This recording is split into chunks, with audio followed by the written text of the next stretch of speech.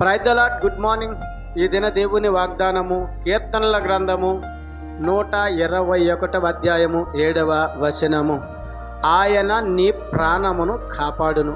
అవును ప్రియ సహోదరుడి సహోదరుడా, ఈ దినము నీ ప్రాణము విసుగు చెంది ఉన్నావా?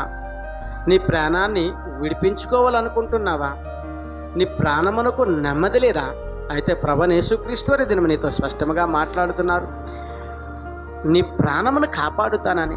అవును, ఈ లోకములో వ్యక్తులైన వారు ఎంత వైద్య శాస్త్రంలో నిపుణులైనను శాస్త్రజ్ఞులైనను ప్రాణానికి బదులుగా ప్రాణాన్ని ఇవ్వలేరు. కానీ నేను నమ్ముకున్న నా దేవుడని యెహోవాను గురించి, ప్రభువైన యేసుక్రీస్తు వారిని గురించి నీతో చెబుతున్నాను సహోదరి సహోదరుడా. 2000 సంవత్సరాల క్రితము ఆయన నీ కొరకు ప్రాణం పెట్టాడు కనుక నేను నీ ప్రాణమును కాపాడగలను. యాలి అనగా నీ కొరకు నా కొరకు ప్రాణాన్ని పెట్టి మరలా తిరిగి ప్రాణాన్ని పొందుకున్నాడు గనక, ఆ పొందుకున్న నిజమైన దేవుడు యేసయ్య గనక నీ ప్రాణమును నేను కాపాడుతానంటున్నాడు.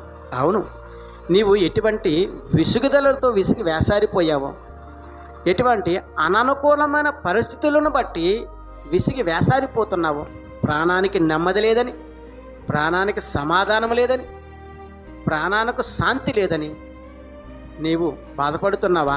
అయితే ప్రభువైన యేసుక్రీస్తు ఈ దినము నీతో మాట్లాడుతున్నారు కదా.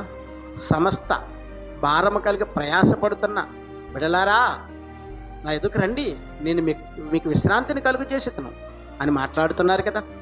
దానిని బట్టి నీవు విసుగుచున్న ఆ ప్రాణముతో దేవుని స్తుతించగలిగితే, వేసారిపోయిన ఆ జీవముతో దేవుని స్తుతించగలిగితే, ఆయన నిన్ను విమోచించి కాచి కాపాడుతానని ఈ దినము వాగ్దానము ద్వారా దేవుడు నీతో స్పష్టముగా మాట్లాడుతున్నారు. ఆమెన్.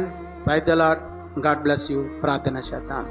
సకల ఆశీర్వచనములకు కారణభూతుడైన మా యేసు ప్రభువా, నీ ఘనమైన నామానికి స్తుతులనైనా, నీ సుందరమైన నామానికి లెక్కలేని వందనాలు. ఈ దినము వాగ్దానమును విన్న, వాగ్దానమును చూసిన ప్రతి బిడ్డను దీవించండి, ఆశీర్వదించండి.